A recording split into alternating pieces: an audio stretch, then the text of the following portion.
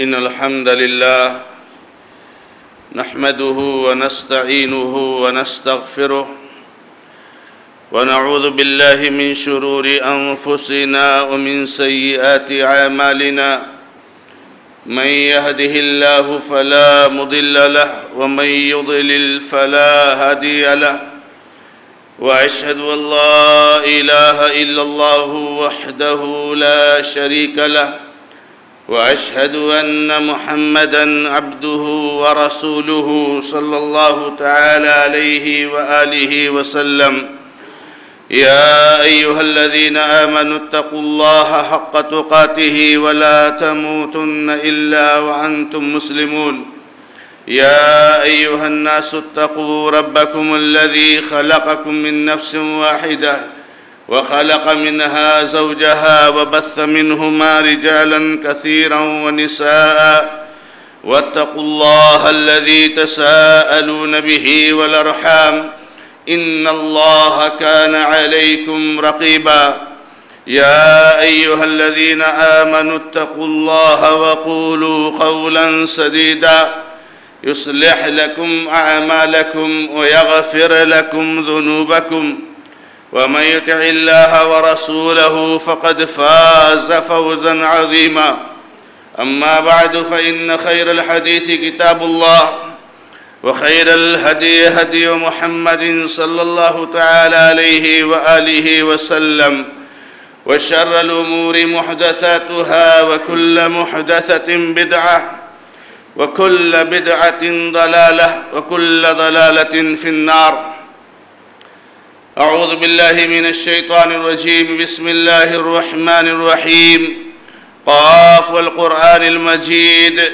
بل عجبوا أن جاءهم منذر منهم فقال الكافرون هذا شيء عجيب أإذا متنا وكنا ترابا ذلك رجع بعيد وقال الله سبحانه وتعالى في موضع آخر وقضى ربك ألا تعبدوا إلا إياه وبالوالدين إحسانا إما يبلغن عندك الكبر أحدهما أو كلاهما فلا تقل لهما ولا تنهرهما وقل لهما قولا كريما واخفض لهما جناح الذل من الرحمة وقل رب ارحمهما كما ربياني صغيرا۔ محترم اور معزز دینی اور ملی بھائیوں، بزرگوں، نوجوان دوستوں اور میری معزز اور موقر ماں اور بہنوں، معاشرے اور سماج میں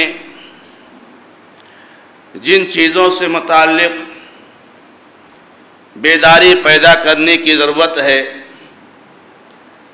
اور دوسرے لفظوں میں کہا جائے کہ معاشرہ اور سماج اس وقت جن فسادات کا شکار ہے، ان میں سے ایک بہت بڑا فساد یہ ہے کہ آدمی اپنی ماں اور اپنے باپ کے حق کو نہ جانے، اپنی ماں اور اپنے باپ کے مقام اور رتبہ اور درجہ کو نہ سمجھے، والدین سے متعلق اس کی کیا ذمہ داریاں بنتی ہیں اور والدین کہ اس کے اوپر کیا حقوق عائد ہوتے ہیں، ان کو نہ جاننا اور اس کے برخلاف والدین کے حقوق کو ضائع کرنا اور انہیں تکلیفیں دینا، ان سے لڑائی اور جھگڑے کرنا، ان کی شان میں گستاخی کرنا، ان کی بے ادبی کرنا، ان کی نافرمانی کرنا، یہ میرے بھائیوں معاشرے اور سماج کا بہت بڑا فساد ہے۔ اللہ رب العزت نے بڑے واضح انداز میں فرمایا ہے، اور قرآن کریم میں یہ اسلوب بہت کم جگہوں پر استعمال ہوا ہے کہ اللہ رب العزت نے فرمایا وَقَضَى رَبُّكَ، تمہارے رب نے فیصلہ کر دیا ہے، تمہارے رب نے یہ طے کر لیا ہے اللہ تعبدوا الا ایاہ، کہ پہلی بات تو یہ ہے کہ اللہ کے علاوہ کسی اور کی عبادت نہیں ہو سکتی ہے۔ یہ چیز طے ہو چکی ہے اور اس میں ذرہ برابر کسی طرح سے لچک نہیں ہے، اور اللہ رب العزت قطعی طور سے اللہ کی عبادت میں کسی کی ساجھیداری کو اور کسی کی شراکت کو قبول کرنے والا نہیں ہے۔ اور دوسری بات جو اللہ رب العزت نے طے کر دی ہے وَبِالْوَالِدَيْنِ إِحْسَانًا، کہ جیسے رب العزت نے اپنی توحید کو طے کر دیا ہے، اس کے بارے میں فیصلہ کر لیا ہے کہ اللہ تعالیٰ شرک کو بالکل قبول نہیں کرے گا، جو شرک کرے گا وہ کبھی کامیاب ہونے والا نہیں ہے، ایسے ہی اللہ رب العزت نے یہ طے کر دیا ہے کہ والدین کے ساتھ حسن سلوک کرنا ہے۔ والدین کے ساتھ بدسلوکی کو رب العزت قطعی طور سے برداشت کرنے والا نہیں ہے، اور اللہ رب العزت ایسے لوگوں کو سخت سے سخت جو ہے عذاب سے دوچار کرنے والا ہے۔ اللہ رب العزت نے تھوڑی سی ہمیں اور آپ کو سمجھانے کے لیے تھوڑی سی تفصیل بتائی، اور بطور مثال کچھ گوشوں اور کچھ ناحیوں کو اللہ رب العزت نے ذکر فرمایا اما یبلغن عندک الکبر احدہما او کلاہما، خاص طور سے اگر آپ کے سامنے آپ کی موجودگی میں والدین میں سے کوئی ایک بڑھاپے کو پہنچ جائے یا دونوں پہنچ جائیں، فلا تقل لہما اف ولا تنہرہما، تو ان کے لیے اف تک مت کہو اور انہیں ڈانٹو اور جھڑکو نہیں۔ عام طور سے آدمی والدین کو آنکھیں کب دکھاتا ہے؟ جب وہ بوڑھے ہو جاتے ہیں۔ عام طور سے آدمی والدین کی نافرمانی کب کرتا ہے؟ جب وہ کمزور ہو جاتے ہیں۔ جب باپ جوان ہوتا ہے، والدہ طاقتور ہوتی ہے، تو انسان کی ہمت نہیں ہوتی ہے اس لیے کہ وہ دو چار تھپڑ رسید کر سکتے ہیں، مگر جب ہاتھ اور پیر کانپنے لگتے ہیں، وہ بڑھاپے کو پہنچتے ہیں، وہ کمزور ہو جاتے ہیں، تو یہ سمجھتا ہے یہ انسان کہ ہمارے ماں باپ کمزور ہو گئے، اب ہم جیسے چاہیں ان کے ساتھ تعامل فرمائیں۔ اس لیے اللہ رب العزت نے یہاں پر خاص طور سے اس کا تذکرہ کیا۔ اوف تک مت کہو، ولا تنہرما، اور ڈانٹو اور جھڑکو مت، اور ان سے بہت پیاری اور عزت کی بات کیا کرو، محبت کی بات کیا کرو، شفقت کی بات کیا کرو۔ وَاخْفِضْ لَهُمَا جَنَاحَ الذُّلِّ مِنَ الرَّحْمَةِ، اور ہمیشہ شفقت کا بازو جھکائے رکھو، اور ہمیشہ اللہ رب العزت سے دعا کرو کہ رب العزت ان دونوں پر رحم فرما جیسے ان دونوں نے ہماری بچپن میں پرورش کی ہے۔ میرے بھائیوں، بہت وقت طویل نہیں ہوتا ہے، قرآن کریم کی کئی آیتوں میں اللہ رب العزت نے والدین کا تذکرہ کیا، اور بہت ساری آیتوں میں خاص طور سے اللہ رب العزت نے والدہ کا تذکرہ کیا، جس کی قربانیاں، جس کی محنتیں اور جس کی جافشانی یہ زیادہ بڑھی ہوئی ہے باپ کے مقابلے میں۔ اسی لیے شریعت اسلامیہ نے ماں کو باپ سے 3 گنا درجہ عطا فرمایا ہے۔ جب صحابی رسول رضی اللہ تعالیٰ عنہ نے سوال کیا کہ من حق الناس بحسن صحابتی، اے اللہ کے نبی علیہ السلام میرے حسن سلوک کا سب سے زیادہ حقدار کون ہے؟ تو اللہ کے نبی علیہ السلام نے کہا امک، تمہاری ماں۔ دوبارہ یہی سوال ہوا تو کہا تمہاری ماں۔ 6 بار وہی سوال ہوا تو کہا تمہاری ماں۔ 14 بار سوال ہوا تو کہا تمہارا باپ۔ 3 بار صرف والدہ کا تذکرہ کیا۔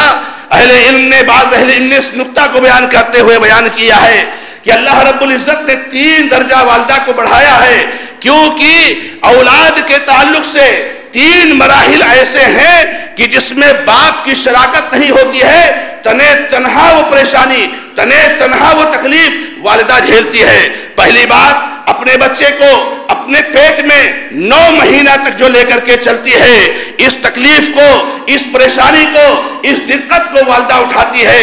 دوسری بات، جب ولادت کا وقت ہوتا ہے، اور ولادت کا وقت، ڈیلیوری کا وقت کتنا خطرناک ہوتا ہے، کتنی عورتیں اس وقت میں مر جاتی ہیں، اسی لیے اللہ کے نبی محمد رسول اللہ صلی اللہ علیہ وسلم نے درد ذہ میں مر جانے والی خاتون کو شہید قرار دیا ہے اور شہادت کا درجہ دیا ہے۔ اور تیسری بات، بچے کے پیدا ہونے کے بعد جو دودھ پلاتی ہے ماں، اور جو اپنا خون اور اپنے جسم کی سب سے طاقتور چیز کو اور اپنے جسم کے خلاصے کو اس کی غذا بنا دیتی ہے، تو پیٹ میں لے کر کے بچے کو گھومنا اور ولادت کی تکلیف کو برداشت کرنا اور ان کو دودھ پلانا، یہ 3 چیزیں ایسی ہیں جو ماں جھیلتی ہے. اسی لیے اللہ رب العزت نے 3 درجہ ان کو فضیلت عطا فرمائی ہے، اور اللہ کے نبی علیہ السلام نے بیان فرمایا ہے. میرے بھائیوں، اللہ رب العزت نے بعض مواقع پر کہا وَوَصَّيْنَا الْإِنسَانَ بِوَالِدَيْهِ إِحْسَانًا حَمَلَتْهُ أُمُّهُ كُرْهًا وَوَضَعَتْهُ كُرْهًا وَحَمْلُهُ وَفِصَالُهُ 30 شهرًا. ہم نے انسان کو یہ حکم دیا ہے، ہم نے یہ وصیت کی ہے، ہم نے یہ آرڈر کیا ہے کہ اپنے والدین کے ساتھ حسن سلوک کریں گے. ان کی ماں کتنی تکلیف سے ان کو اٹھائے رکھتی ہیں. جب ہماری شادیاں ہو جاتی ہیں اور بیوی کو جب حمل ٹھہرتا ہے، تب ہمیں اس تکلیف کا اندازہ ہوتا ہے کہ کتنی تکلیف عورت اٹھاتی ہے. شاید ماں کو جب حمل ٹھہرا تھا اور ہم ماں کے پیٹ میں تھے، ہم کو اس تکلیف کا احساس نہیں، مگر جب ایک انسان کی شادی ہوتی ہے اور اس کی بیوی کو حمل ٹھہرتا ہے، بچہ پیدا ہوتا ہے، تو اس کو سمجھ میں آتا ہے اور اس کی بیوی کو سمجھ میں آتا ہے کہ کتنی تکلیف ہوتی ہے اور کس دقت اور کتنی تکلیف دہ اوقات سے گزرتی ہیں. اللہ نے فرمایا اٹھائے رکھتی ہے تو تکلیف سے، وَوَضَعَتْهُ كُرْهًا، اور جب جانتی ہے تو تکلیف سے، وَحَمْلُهُ وَفِصَالُهُ 30 شهرًا. سبحان اللہ، اس کو حمل میں رکھنا، اس کو پیٹ میں رکھنا، پھر اس کو جو ہے پیدا ہونا اور دودھ پلانا 30 مہینے کا وقت ہے. 30 مہینے یعنی 2.5 سال کا وقت ہے. 2.5 سال، 1 اور 2 دن کی بات نہیں ہے، مہینہ اور 2 مہینے کی بات نہیں ہے. 2.5 سال یہ ماں اس بچے کے تعلق سے تکلیف جھیلتی ہے. اور اسی لیے دوسری جگہ پر اللہ رب العزت فرمایا وَوَصَّيْنَا الْإِنسَانَ بِوَالِدَيْهِ حَمَلَتْهُ أُمُّهُ وَهْنًا عَلَى وَهْنٍ، تکلیف پر تکلیف جھیل کر کے اس کو اٹھائے رکھتی ہے. وَفِصَالُهُ فِي عَامَيْنِ، اور پیدا ہونے کے بعد 2 سال تک اس کو دودھ پلاتی ہے. میرے بھائیوں، اللہ رب العزت نے ان ساری چیزوں کو بیان کر کے ہمیں اور آپ کو ہوش کے ناخن لینے کی تلقین کی ہے کہ والدین کے ساتھ آج یہ مادیت کا غلبہ ہے، آج دنیا داری کا غلبہ ہے، آج جو ہے دنیا میں مست ہو جانے کا ماحول ہے. ایسے ماحول میں مست ہو جانے کے بعد انسان کہیں والدین کی ناقدری نہ کرے. اسی لیے رب العزت نے ہمیں اور آپ کو اس کی تلقین کی ہے. ہمیں اور آپ کو معلوم ہے کہ عبداللہ بن عمر رضی اللہ تعالیٰ عنہما کا واقعہ ہے کہ عبداللہ بن عمر رضی اللہ تعالیٰ عنہما ایک مرتبہ طواف کر رہے تھے اور طواف کے دوران ایک انسان کو دیکھا. ہمارے ان بھائیوں کو سمجھنے کے لیے بہت کافی ہے یہ واقعہ جو عبداللہ ابن عمر رضی اللہ تعالیٰ عنہما کے پاس پیش آیا، اس کے ساتھ پیش آیا. ایک آدمی کو دیکھا اپنی پیٹھ پر اپنی ماں کو اٹھائے ہوئے عمرہ کرا رہا ہے، طواف کرا رہا ہے، سعی کرا رہا ہے. آپ سوچ سمجھتے ہو کہ ماں کو پیٹھ پر اٹھا کر کے عمرہ کرانا اور سعی کرانا کتنی تکلیف کا کام ہے. میرے بھائیوں، آدمی تنہا نہیں کر پاتا ہے، کتنی بار بیٹھ جاتا ہے اور اس کے بعد وہ آدمی عبداللہ ابن عمر رضی اللہ تعالیٰ عنہما کے پاس آتا ہے اور عبداللہ ابن عمر رضی اللہ تعالیٰ عنہما سے کہتا ہے کہ کیا میں نے اپنی ماں کا حق ادا کر دیا؟ ماں کو پیٹھ پر لاد کر کے لے گیا ہے، ماں اس کی نہیں چل پا رہی ہے، اپنی پیٹھ کو اس کے لیے سواری بنایا اس نے اور عمرہ طواف اور سعی کرایا اور آ کر کے کہتا ہے کہ کیا میں نے اپنی ماں کا حق ادا کر دیا؟ عبداللہ ابن عمر رضی اللہ تعالیٰ عنہ نے کہا اے اللہ کے بندے، تو حق ادا کرنے کی بات کرتا ہے. بہت سارے بھائی کہتے ہیں بہت کیا میں نے ماں کے لیے، بہت کیا میں نے باپ کے لیے، میری پوری زندگی چلی گئی ہے. ایسی زندگیاں آپ کو 10 مل جائے، ایک زندگی کے بعد دوسری اور تیسری اور چوتھی اور 10ویں زندگی ملے، تب بھی آپ ماں باپ کے حق کو ادا نہیں کر سکتے، ماں کا حق ادا نہیں کر سکتے. عبداللہ بن عمر رضی اللہ تعالیٰ عنہ نے کہا تم حق ادا کرنے کی بات کر رہے ہو، جب تمہاری پیدائش کا وقت تھا، جب تمہاری پیدائش کا وقت تھا، ڈیلیوری کا وقت تھا، تم اپنی ماں کے پیٹ سے جس وقت پیدا ہوئے تھے اور دنیا میں آئے تھے، اس وقت ماں نے جو تکلیفیں جھیلی تھی اور اس کو جو درد ہوا تھا اور درد ذہ کا جو شکار ہوئی تھی، اس میں جو چیخ نکلی تھی، ایک چیخ کا بھی تم نے حق ادا نہیں کیا ہے، ایک چیخ کا بھی تم نے حق نہیں ادا کیا ہے. ماں کا حق ادا کرنا اتنا آسان نہیں ہے میرے بھائیوں. اسی لیے ماں کے ساتھ، والد کے ساتھ، والدہ کے ساتھ حسن سلوک کرنا ایک ہر ایک کی ذمہ داری ہے۔ عبداللہ بن عمر رضی اللہ تعالیٰ عنہما نے ماں کے رونے کو بہت سارے ہمارے بھائیوں کے رویہ کی وجہ سے، بہت سارے ہمارے بھائیوں کے جو ہے کہ اپنے ماں کے ساتھ تعامل کی وجہ سے بہت ساری مائیں روتی ہیں، ان کو ضرورت ہے علاج کی۔ ہمارا بھائی جوان ہے، اللہ نے پیسہ دیا ہے، دنیا میں لوگوں کو دیتا پھرتا ہے، لیکن ماں اس کی پریشان ہے، اس کا باپ پریشان ہے۔ تو عبداللہ بن عمر رضی اللہ تعالیٰ عنہ نے کہا اگر ماں یہ روتی ہے اپنی اولاد کی نافرمانی کی وجہ سے، اس کی بدسلوکی کی وجہ سے، تو یاد رکھو یہ کبائر میں سے ہے، کبیرہ گناہوں میں سے ہے، جس پر اللہ رب العزت نے جہنم کی دھمکی دی ہے۔ اور اللہ کے نبی محمد رسول اللہ صلی اللہ علیہ وسلم کا واقعہ ہے کہ اللہ کے نبی علیہ السلام کے پاس ایک آدمی آئے، آپ سے بیعت کرنا چاہتے تھے ہجرت پر، کہ نبی صلی اللہ علیہ وسلم میں ہجرت کر کے آیا ہوں۔ ان کی والدہ، بلکہ والدہ نہیں والدین بحیات تھے، تو اللہ کے نبی علیہ السلام نے پوچھا کیا تمہارے والدین بحیات ہیں، زندہ ہیں؟ تو کہا والدین بحیات ہیں۔ اللہ کے نبی علیہ السلام نے کہا کہ تم نے ان کو کس حالت میں چھوڑا ہے؟ تم چھوڑ کر آئے ہو ہجرت کر کے کہ میرے ساتھ رہو گے، ان کی کیا حالت ہے؟ کہا اللہ کے نبی علیہ السلام جب میں آیا ہوں تو میرے والدین رو رہے تھے، میرے آنے کی وجہ سے، میری ہجرت کی وجہ سے، مجھے ان کے چھوڑنے کی وجہ سے، میری جدائی کی وجہ سے۔ اللہ کے نبی علیہ السلام نے فرمایا ارجع الیہما واضحکہما کما ابکیتہما، اے اللہ کے بندے لوٹ جا اور جیسے ان کو رلا کر کے آیا ہے جا ان کو ہنسا، یہی تیری ہجرت ہے، یہی تیرا جہاد ہے، یہی تیری نیکی ہے اور یہی تیرا ثواب ہے۔ جا اپنی ماں کو ہنسا، اپنے باپ کو ہنسا، اپنے بیٹے کو دیکھ کر، اپنے بیٹے کے تعامل کو سوچ کر ماں باپ کے منہ پر مسکراہٹ آ جائے، ان کی لب پر مسکراہٹ آ جائے، واللہ اس سے بڑھ کر کے کوئی نیکی نہیں ہو سکتی میرے بھائیوں۔ اس لیے اللہ کے بندوں ہمیں اور آپ کو اس کو سمجھنا چاہیے۔ اور ہمارے بہت سارے بھائی ایسے ہوتے ہیں کہ ان کے رویے کی وجہ سے ماں ناراض ہو جاتی ہے، غصہ ہو جاتی ہے، اور ماں ہی ہے، جب غصہ ہوتی ہے، تکلیف ہوتی ہے، تو کبھی اس کی زبان سے بد دعا نکل جاتی ہے۔ اور آپ کو یہ چیز تو معلوم ہے کہ والدین، والد اور والدہ یہ ان لوگوں میں سے ہیں جو اولاد کے تعلق سے مستجاب الدعویٰ ہے۔ یہ اپنی اولاد کے لیے دعا کر دے یا بد دعا کر دے، دونوں کو اللہ رب العزت قبول کر لیتا ہے۔ اگر آپ کے لیے دعا کر دے کہ اللہ میرے اس بیٹے کو تو کامیابی عطا فرما، اس کی حفاظت عطا فرما، اس کی مال و اولاد میں برکت عطا فرما، اللہ اس دعا کو قبول کرنے والا ہے۔ اور اگر بد دعا کر دے تو اس بد دعا کو بھی رب العزت قبول کر لیتا ہے۔ اللہ کے نبی علیہ السلام کے زمانے کا بہت مشہور واقعہ ہے میرے بھائیوں، بہت مشہور واقعہ ہے میرے بھائیوں، جریج کا واقعہ۔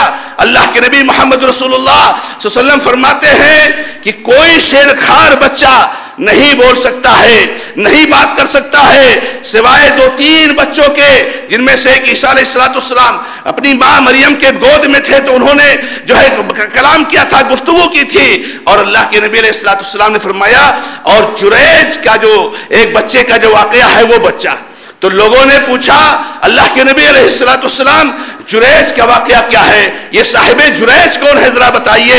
تو اللہ کے نبی علیہ السلام نے فرمایا کہ پہلے زمانے میں میرے بھائیوں غور سے سنو، ہم اور آپ کھیل کود کے لیے، ہمارے نوجوان دوستوں، کوئی موبائل کے لیے، کوئی کسی اور چیز کے لیے اپنی ماؤں کی نافرمانی کرتا ہے، اپنی ماؤں کے بددعاؤں کا مستحق بنتا ہے، اپنی ماؤں کو ناراض کرتا ہے، اپنے باپ کو ناراض کرتا ہے، جبکہ سبھی کو معلوم ہے کہ اللہ کے نبی علیہ السلام نے فرمایا رضا الربی فی رضا الوالد، اگر اللہ کو خوش کرنا ہے تو باپ کو خوش رکھو، باپ خوش ہے تو اللہ خوش ہے، باپ نہیں خوش ہے تو اللہ نہیں خوش ہوگا۔ سنیے اس واقعے کو، نبی علیہ السلام نے فرمایا ایک بہت عابد زاہد آدمی تھا، بہت نیک آدمی تھا، وہ ایک اپنے جو ہے کیا نام ہے صومعہ میں، اپنے جو ہے کیا نام ہے عبادت گاہ میں وہ دن رات اللہ تبارک و تعالیٰ کی عبادت کرتا تھا، اس کو دنیا سے کچھ لینا دینا نہیں تھا۔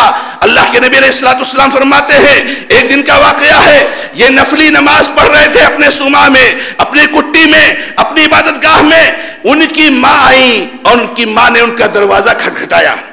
ان کی ماں نے ان کا دروازہ کھٹکھٹایا. جریج نام تھا ان کا. اپنے بیٹے کو بلا رہی دروازہ کھولنے کے لیے. یہ بیچارے نماز میں مشغول تھے. جب ماں آواز دیتی ہے تو سوچتے ہیں کہ اب میں نماز میں ہوں, نماز چھوڑ کر دروازہ کھولوں یا نماز جاری رکھوں, نماز پڑھ کر کے جو ہے میں دروازہ کھولوں گا.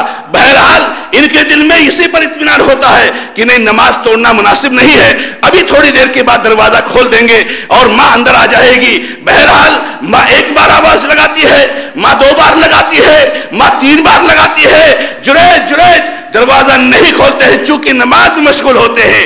نماز میں مشغول ہونے کی وجہ سے دروازہ نہیں کھول پاتے ہیں.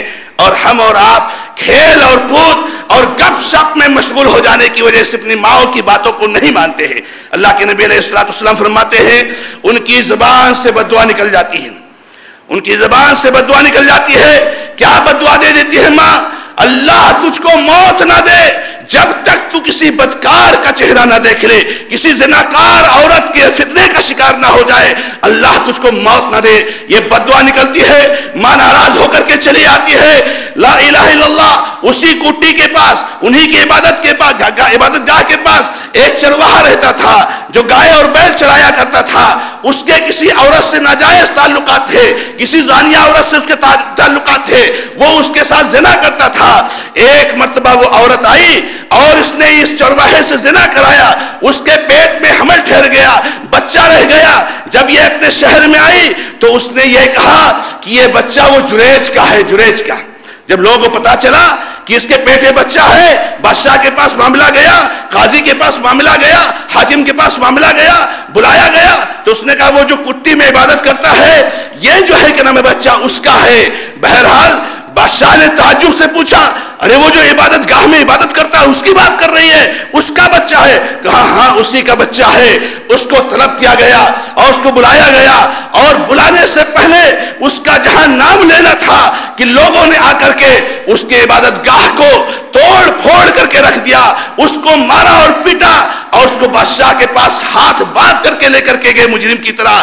جب وہ بادشاہ کے پاس پہنچتا ہے تو بادشاہ کہتا ہے یہ تیرا بچہ ہے. یہ عورت کہہ رہی ہے کہاں ہے بچے کو لاؤ, اور بچے کو ہاتھ میں لیتا ہے اور کہتا ہے یا غلام, اے بچے بتا تیرا باپ کون ہے. اللہ رب العزت اس کو طاقت دے دیتا ہے دودھ پینے والے اس بچے کے مہینے اور ایک آدھ مہینے کے بچے کو, اور بچہ کہتا ہے میرا باپ وہ چرواہا ہے جو اس کے عبادت گاہ کے پاس رہتا ہے.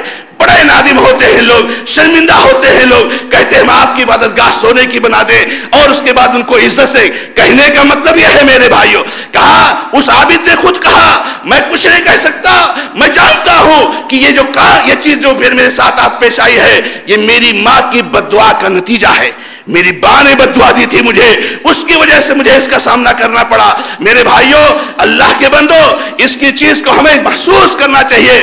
اور اگر ماں کی خدمت آپ کرتے ہو, اگر ماں کے ساتھ اسے سلوک کرتے ہو, باپ کے ساتھ اسے سلوک کرتے ہو, تو ہمیں اور آپ کو یہ بھی معلوم ہے کہ میرے بھائیوں آپ کے لیے مصیبتوں سے نکلنے کا ذریعہ ہے. چنانچہ میں اشارہ کرتا ہوں, وقت نہیں ہے کہ وہ 3 لوگ جو غار میں چھپ گئے تھے اور آ کر کے ایک چٹان اس غار کے منہ پر بیٹھ گئی تھی, دروازہ بند ہو گیا تھا. اس میں ایک آدمی نے جب لوگوں نے کہا اپنے اپنے نیک اعمال کا تذکرہ کرو تبھی ہم مصیبت سے چھٹکارا پائیں گے, ایک نے کہا اے اللہ میں اپنے ماں باپ کی خدمت کے لیے ایک طرز میں نے اپنایا تھا کہ میں بکریاں وغیرہ چرانے کے لیے چلا جایا کرتا تھا. جب گھر پہ آتا تھا تو پہلے ماں باپ کو دودھ دیتا تھا, ان کو دودھ پلاتا تھا, پھر بیوی بچوں کو دیتا تھا. اے اللہ میں نے یہ کام صرف تیری رضا کے لیے کیا ہوں. ایک مرتبہ کا واقعہ ہے, مجھ سے دیر ہو گئی, میں آیا میرے بیوی بچے تڑپ رہے ہیں بھوک کے مارے اور ماں باپ سو گئے ہیں. میں نے مناسب نہیں سمجھا کہ اپنے بیوی بچوں کو پہلے کھلاؤں. میں وہاں کھڑا رہا اور ماں باپ کو جگانا بھی مناسب نہیں سمجھا. جب ماں باپ کی نیند کھلی میں نے ان کو دودھ پلایا, پھر اپنے بیوی بچوں کو دیا. رب العزت یہ کام میں نے تیری رضا کے لیے کیا ہے، اس مصیبت کو ہم سے ٹال دے۔ چنانچہ اللہ رب العزت نے چٹان کو اس دروازے سے، غار کے دروازے سے ہٹا دیا اور تینوں نکل گئے۔ جب اپنے اپنے اعمال کا تذکرہ کیا تو اگر ماں باپ کے ساتھ اور خصوصاً ماں کے ساتھ حسن سلوک نہیں ہے تو مصیبتیں آئیں گی، اور حسن سلوک ہے تو مصیبتیں ختم ہوں گی۔ ہم اور آپ جانتے ہیں امام بخاری رحمہ اللہ نے الادب المفرد میں میرے بھائیوں ایک واقعہ ذکر کیا ہے عبداللہ ابن عباس رضی اللہ تعالیٰ عنہما کا۔ عطا ابن یسار رحمہ اللہ روایت کرتے ہیں کہ ایک آدمی عبداللہ بن عباس کے پاس آیا اور اس نے کہا کہ اے صحابی رسول، میرا ایک معاملہ ہے، میں آپ کے سامنے رکھنا چاہتا ہوں۔ کہا کیا ہے؟ کہا میں نے ایک لڑکی کو پیغام دیا تھا نکاح کے لیے، اس لڑکی نے میرے پیغام کو قبول نہیں کیا، اور دوسرے لڑکے نے پیغام دیا، اس سے شادی اس نے کر لیا، اس کے پیغام کو قبول کر لیا۔ مجھے غصہ آیا، میری غیرت بھڑک اٹھی، میں نے اس لڑکی کا مرڈر کر دیا، میں نے قتل کر دیا۔ اب آیا ہوں آپ کے سامنے، مجھے شرمندگی ہو رہی ہے، مجھے ندامت ہو رہی ہے کہ کیا میں توبہ کر سکتا ہوں، میں اس گناہ سے کیسے چھٹکارا پا سکتا ہوں۔ عبداللہ بن عباس اسے پوچھتے ہیں تمہاری ماں زندہ ہے؟ کہتے ہیں میری امی کا انتقال ہو گیا۔ تو عبداللہ بن عباس رضی اللہ عنہ کہتے ہیں جاؤ اللہ سے توبہ کرو، نیکیاں انجام دو، استغفار کرو، اللہ معاف کرنے والا ہے۔ عطا ابن یسار کہتے ہیں کہ میں عبداللہ بن عباس کے پاس بعد میں آیا اور میں نے پوچھا کہ آپ نے اس کی امی کے بارے میں کیوں پوچھا؟ بھئی آپ اسے کہہ دیتے جاؤ توبہ کرو، ماں کا کیا دخل ہے اس میں؟ ماں کو کیوں پوچھا کہ زندہ ہے یا نہیں؟ تو کہتے ہیں یہ عبداللہ بن عباس کون ہے میرے بھائیوں؟ یہ اس امت کے علمی سمندر ہے میرے بھائیوں، قرآن کے ترجمان ہیں۔ اور کون سا گناہ اس سے ہوا تھا؟ اس نے ایک خاتون کا مرڈر کر دیا تھا، کتنا بڑا جرم۔ کہتے ہیں عبداللہ ابن عباس رضی اللہ تعالیٰ عنہما میں نے اس لیے اس کی ماں کے بارے میں پوچھا کہ اگر ماں اس کی زندہ ہوتی تو میں اسے کہہ دیتا جا اپنی ماں کی خدمت کر، تیرے گناہ کو اللہ تعالیٰ معاف کر دے گا۔ اس لیے کہ کہتے ہیں میں نہیں جانتا ہوں کوئی گناہ، کوئی عمل، کوئی نیکی ایسا نہیں جانتا ہوں جو اللہ کو زیادہ خوش کرنے والی ہو والدہ کے ساتھ حسن سلوک کرنے سے۔ آج ہم اور آپ لڑتے ہیں میرے بھائیوں، اولاد لڑتی ہے کہ میں اپنی ماں کو صرف 1 مہینہ رکھوں گا، باقی میرے بھائی دوسرے رکھیں، ہم برابر رکھیں گے۔ ارے اللہ کے بندو لڑو اس پر کہ میں اپنی ماں کو تنہا رکھوں گا، میں کسی کے ساتھ نہیں بھیجوں گا۔ اس پر لڑائی ہونا چاہیے، اس پر مقدمہ قائم ہونا چاہیے۔ اس ماں کے لیے بٹوارے کرتے ہو، اس ماں کے لیے بھاگتے ہو، اس ماں سے بھاگتے ہو، اس ماں کی خدمت سے کتراتے ہو جس ماں نے تمہارے لیے اپنی پوری زندگی قربان کر دی، جس باپ نے پوری زندگی قربان کر دی۔ اس لیے میرے بھائیوں ہمیں ماں کی قدر و قیمت کو سمجھنا چاہیے۔ عورت گرچہ بوڑھی ہے مگر بہت طاقت ہے، ظاہری طور سے تو بہت کمزور ہے، شاید اٹھ بھی نہیں سکتی ہوگی، شاید چل بھی نہیں سکتی ہوگی، لیکن اتنی طاقت اس کے پاس ہے کہ آپ کو چاہے تو جہنم میں پہنچا دے اور چاہے تو جنت میں پہنچا دے۔ لہذا اس کے ساتھ اسے سلوک کرو۔ رب العزت سے دعا ہے کہ رب العزت ہمیں اور آپ کو اپنے والدین کے ساتھ اور خاص طور سے ماں کے ساتھ اسے سلوک کرنے کی توفیق عطا فرمائے۔ بارک اللہ لی ولکم فی القرآن الکریم ونفعنی وإیاکم بالآیات والذکر الحکیم انہ تعالی جواد کریم ملک رؤوف رحیم۔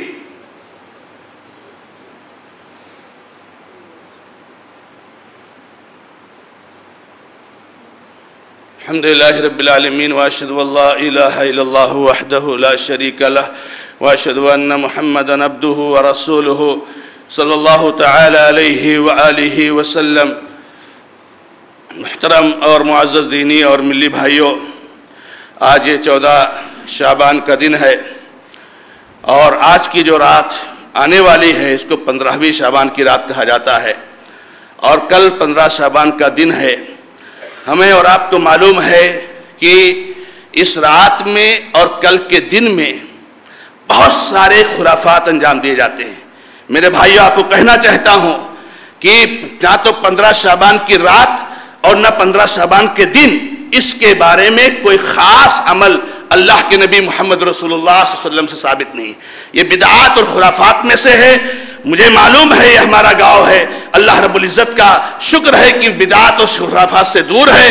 ہمارے جو بھائی آس پاس سے بسے ہوئے ہیں، میں آپ کو کہنا چاہتا ہوں میرے بھائیوں، یہ وہی بدعات ہے جس بدعت سے محمد رسول اللہ صلی اللہ علیہ وسلم نے ہمیشہ منبر سے ڈرایا ہے، لہذا سنت پر عمل کرو۔ شعبان کے مہینے میں سنت یہی ہے کہ آپ زیادہ سے زیادہ روزے رکھنے کی کوشش کریں، اہتمام کریں، شروع شعبان سے لے کر کے آخر تک اس کا اہتمام ہو۔ 15 شعبان کو خصوصی طور سے روزے رکھنا، اس کی رات میں عبادت کرنا، یہ بدعت ہے۔ ان اللہ و ملائکتہ یصلون علی النبی یا ایھا الذین آمنوا صلوا علیہ وسلموا تسلیما اللهم صل علی محمد وعلی آل محمد كما صلیت علی ابراہیم وعلی آل ابراہیم انک حمید مجید اللهم بارک علی محمد وعلی آل محمد كما بارکت علی ابراہیم وعلی آل ابراہیم انک حمید مجید ربنا ظلمنا انفسنا وان لم تغفر لنا وترحمنا لنكونن من الخاسرین ربنا آتنا فی الدنیا حسنة وفی الآخرة حسنة وقنا عذاب النار اقول قولی هذا واستغفر الله لي ولكم ولسائر المسلمين فاستغفروه انه هو الغفور الرحيم والحمد لله رب العالمين۔